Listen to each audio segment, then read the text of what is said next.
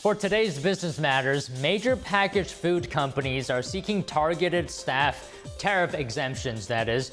A group representing Quaker Oats, Pepsi, Floggers, and more have sent a letter to the White House. The Consumer Brands Association is asking the president to exempt ingredients that are not available from U.S. sources. These include coffee, oats, cocoa, spices, tropical fruits, and tin mill steel. They're used for specialty foods and household goods. The group says exemptions for these ingredients will protect manufacturers while supporting the president's effort to lower consumer inflation. The Federal Trade Commission is reversing course after requesting a delay to a trial against Amazon because of budget and staff shortages. In a statement sent to a Seattle judge, FTC attorney Jonathan Cohen says he was wrong about the lack of resources. Cohen had outlined a dire resource situation, describing the effects of cost-cutting measures enacted by President Trump. Now the attorney is saying that the FTC is fully prepared for the case and can meet whatever schedule and deadlines the court sets. Amazon is accused of tricking consumers to enroll in automatically renewing Prime subscriptions. Amazon has denied any wrongdoing. Budget airline Spirit is emerging from bankruptcy as a premier carrier. Spirit has long been known for its no-frills service, but the company is rerouting. This comes after the Florida-based airline filed for bankruptcy protection last year. That same year, Spirit reported a net loss of more than $1 billion. As part of its turnaround strategy, the former budget carrier will shift its focus from price-conscious flyers to more affluent travelers. Its CEO, Ted Christie, said it's redefining low-fare travel with new high-value options. To attract customers, Spirit plans to redesign its loyalty program and partner with other carriers. U.S. wholesale inflation slowed down in February. The Producer Price Index, a wholesale inflation gauge that's being closely watched for tariff-related impacts, showed the pace of price hikes decreased. The PPI was unchanged from January and rose 3.2% for the 12 months ending in February. That marked a slowdown from the prior month. Economists were expecting wholesale-level inflation to cool amid falling energy prices, which turned out to be the case, actually. The United States is entering its fourth year of a near-continuous outbreak of the highly pathogenic avian influenza. Earlier, I discussed the situation where the U.S. continues to kill millions of hens with farmer and journalist Brian Rasinger. He's the author of Land-Rich, Cash-Poor. Take a look. What is the strategy behind the USDA's continued reliance in culling hens? Well, good morning. Thanks for having me. It's good to be with you. I think that right now the strategy is focused around containment, and we can discuss, whether each individual facility, each individual bird needs to be euthanized, or whether they're quarantining or other things could help with that. So that's a worthy discussion to have. The deeper issue that we have is that the reason bird flu is having such a massive impact on the price of eggs, the availability of eggs, is because of the vulnerability of our supply chain here in America. And that is going to require much deeper work from everybody to be able to address. So you're saying it is entirely possible to keep egg prices down while limiting the spread of bird flu? Yeah, it is something that we can do if we are able to evolve our food supply chain. What I mean by that is we've been wiping out family farms in this country at the rate of 45,000 per year for the past century. And what that means is we have fewer and fewer farms, but we also have fewer and fewer small businesses and others who are involved in the purchase and the distribution and the sale of our food products. And so you can have one great big distribution center go down, and that can have a massive outsized impact on the supply of our eggs. And that's what we're experiencing right now. We can and should discuss and debate where and how do we need to euthanize birds, when do we not need to do that. But every time we need to do it, it has a bigger impact, a bigger shockwave sent through our supply chain, because we do have such a vulnerable supply chain that we have in this country. What's a bigger contributor to prices going up for eggs? Bird flu, or what you're saying about the supply chain? Yeah, it's a great question. The supply chain issue is the deeper issue, and I think has a bigger impact. The bird flu creates these sudden shocks, but we also saw during COVID that it was not only chicken, but any and all types of food products when our supply chain locked up during COVID, right? So what we're seeing right now during bird flu is kind of like what we saw during the government response to COVID when industries were getting shut down. So it's very, very similar to that. We do need to stop the spread of bird flu, but we also have to understand that there's deeper issues at play. What has bird flu shown in terms of weaknesses in the supply chain in your view? Yeah, what it has shown is that there are too few paths for food to get from the farm gate to the dinner table. So what we ought to have, and I think that there's a lot of work being done on this right now, and I know that there's a lot of discussion with the Trump administration about this. There's more work to be done around making sure that our family farms can thrive so that when people are buying eggs, they're not only getting them through the normal channels you might normally get them through, but they're also able to buy them from local farmers markets, specialty food stores, grocery stores having local eggs that they carry, because many grocers are happy to do that if they know people will buy them. And so the reality is that we should have eggs coming from many places, local, regional, national, and have consumers have options. Instead, we really have what's coming across the national supply chain that has all of these vulnerabilities. Whether it's supply chain or the bird flu situation, I think what most families really want to see is egg prices coming down. Do you see that happening soon or not? I do think that there are policy adjustments that are being discussed and some that are being made that can perhaps help in the near term. I think that we're going to continue to see pressure, the same pressure that created the higher price of eggs, continue. However, it's been a long time coming. To your point, bird flu has been going on for a couple of years now. There's been a lot of birds that have already been euthanized prior to the current policies being put in place. So I think we can ease the level that it's increasing, but I think we should be ready for increases to continue because this was a long time in the making. Bird flu has been rather intense already, and we do have these deeper supply chain issues. So I think we can slow that increase, but we shouldn't be surprised if the price of eggs remains elevated and remains a problem for working families in America. Brian, thank you very much for coming on today. Thank you. Meanwhile, gas prices are down slightly since January amid fears of a possible recession. According to AAA, the national average price for a gallon of regular gas stands at $3.08. Prices at the pump have been dropping consistently since July, and oil prices have dropped 11% since January. While even a small drop in gas prices is good news, it comes amid concerns about a possible recession. The actual start of a recession would likely send gasoline prices down quickly and sharply. A tit-for-tat continues to unfold over tariffs. President Trump vowed today to impose a 200% levy on all alcohol imported from European Union nations. His threat comes in response to the EU's proposed tariff on American whiskey, which is set for April 1st. The EU is also evaluating potential duties on other U.S. spirits, including gin.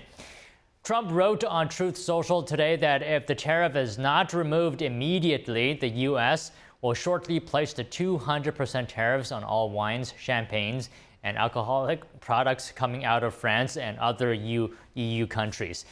Trump said the move would be great for the wine and champagne businesses in the U.S. Now, we don't know where the 2036 Olympic Games will be yet, but we do know where we can watch them. The International Olympic Committee and Comcast-owned NBC Universal have signed a media extension. The IOC announced that NBC will pay $3 billion to keep media rights in the U.S. The extension includes the Olympic Winter Games in Salt Lake City, Utah in 2034 and the Olympic Summer Games in 2036. A host city is still being decided on. The deal also includes joint projects like digital advertising. NBC is the single biggest source for revenue for the IOC. The next Summer Olympics will be held in Los Angeles in 2028. Volkswagen is in the hot seat. The United Auto Workers Union has filed unfair labor practice charges against their German-based automaker. This comes as VW is cutting jobs at its Tennessee factory, where workers are negotiating their first ever union contract. UAW said it has notified the Trump administration of what it called unacceptable anti-union, anti-American conduct. A VW spokesperson said it's cutting production in Tennessee out of caution for dipped demand for EVs. The company said it is offering a voluntary attrition program, including a severance package, retirement options, and benefits. Recession concerns are on the rise. In a note sent to clients Friday, JP Morgan Chase said there's about a 40% chance the U.S. economy will enter a recession before the end of the year. That's a 10% hike from what economists there had forecast in January. Former U.S. Treasury Secretary Larry Summers says there's a 50-50 chance of an economic downturn sometime in 2025. Goldman Sachs is a little more optimistic. Officials there say the nation only has a 20% chance of a recession. Albania has started to turn off TikTok. Users in the country are experiencing difficulties accessing the popular short video app after a one-year government ban took effect today. This was prompted by concerns that social media is fueling youth violence. Some users said they were unable to access the platform via web browsers after midday. Albania's National Authority for Cybersecurity has ordered all internet providers in the country to written submit confirmation that TikTok will be turned off by today. Albania's move follows bans or partial bans in at least 20 other countries. In addition to worries about improper videos, there are security concerns linked to TikTok owner ByteDance and its ties to the Chinese regime. Albania decided to ban TikTok last December, a month after a 14-year-old boy was killed by a classmate following arguments on social media. According to officials at Dollar General, many low-income households in the U.S. are having a harder time staying afloat, and some are living without basic necessities. Dollar General is considered a bellwether on shopping habits. During an earnings call on Thursday, Dollar General CEO said inflation is causing many low and middle-income consumers to buy less. The company also said the Trump administration's tariffs on imports could lead to increased prices. Comedian Hannibal Buress showed off his newly renovated music venue, which used to be a well-known New York City performance space. Take a look.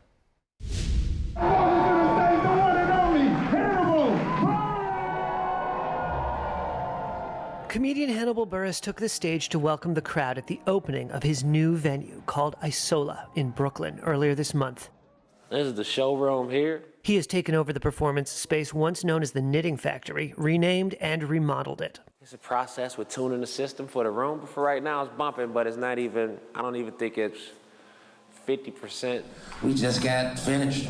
That got put up at 7:54. And he reflected on his shift from stand-up comedian to music venue manager. I wasn't driven by stand-up anymore. And then I had to pay bills. So I was like, all right, well, this plus this equals this, so time to go do some shows. Buress made waves when he was recorded performing a stand-up routine about the long-running sexual assault allegations against comedian Bill Cosby in 2014. Buress told Reuters he wasn't interested in what is sometimes called cancel culture. No, I think that's all exaggerated. And yeah, my thing didn't stem from cancellation, it just stemmed from having something take on a life and overshadow what I'm trying to do. Once his primary source of income and creative fulfillment, Buress says he now views stand-up as a means to fund his new venture. Might still do stand-up in certain spots, but I'll focus on, I'll get more into the music and putting out stuff now, because I have a spot where I can say, oh, we're about to do the release party here, or we can show the music video. It's just an easier place to activate. A final blow at the end of the catwalk for Donatella Versace. After nearly 3 decades as chief creative officer, she is taking on a new role. Versace has confirmed that the 69-year-old will be transitioning to the newly created chief brand ambassador position. She took over the label from the founder, her late brother, Gianni, who was murdered in 1997. In a statement, she said it has been her greatest honor to carry on his legacy. Versace has named Dario Vitali as the new chief creative officer. Vitali most recently worked at Prada-owned Miu Miu. Prada has been edging closer to buying Versace from its parent company, Capri Holdings. Lisa Vanderpump is taking over a hotel on the Las Vegas Strip. The entrepreneur and reality TV star announced Wednesday she is partnering with Caesars Entertainment to overhaul the Cromwell. That's a boutique hotel located in the center of the Strip, By early next year, it will be turned into the Vanderpump Hotel. The property will remain open while the common areas and guest rooms are renovated with the Bravo Star's signature style. This is Vanderpump's first foray into hotels. It expands her presence on the Strip, which includes several popular restaurants and lounges at other Caesars properties. Vanderpump and her husband, Ken Todd, have decades of experience in the restaurant business. A new Looney Tunes movie is coming out with a talented voice actor who plays multiple iconic characters in the new animated adventure. Here's more.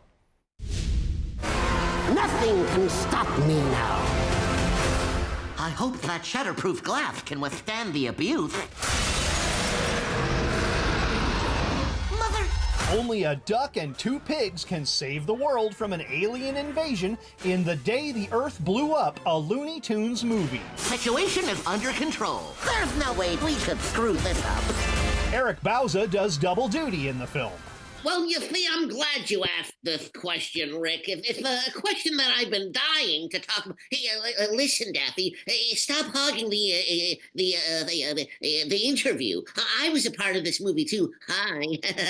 It's a little, when they're literally resting on your shoulders here, it's kind of easy to kind of refer to each of the characters. But I can't continue this interview without crediting and citing, of course, the great Mel Blanc, who was the original voice behind not just these voices, but I like to call them these personalities. It's a character that has been around since the 1940s, but with the deft hand of the Warner Brothers animation team, we have brought her into the 21st century. So her character is more full, for lack of a better word, more human, more emotional, and a heck of a lot smarter. You have to act fast, and there's only one person that can do the job. Daffy Duck. Daffy? Oh, no, not the... No. Wall Street ended sharply lower today, and the S&P 500 confirmed it is in fact in a correction after cool inflation data was overshadowed by fears that tariffs could reignite inflation and tip the economy into recession. A broad sell-off sent all three major U.S. indexes tumbling, with losses in tech and tech-related mega-cap shares dragging the Nasdaq down most. S&P 500 closed more than 10% below its February 19th record closing high, confirming that the bellwether index has been in a correction since then. And that's it on Business Matters for today.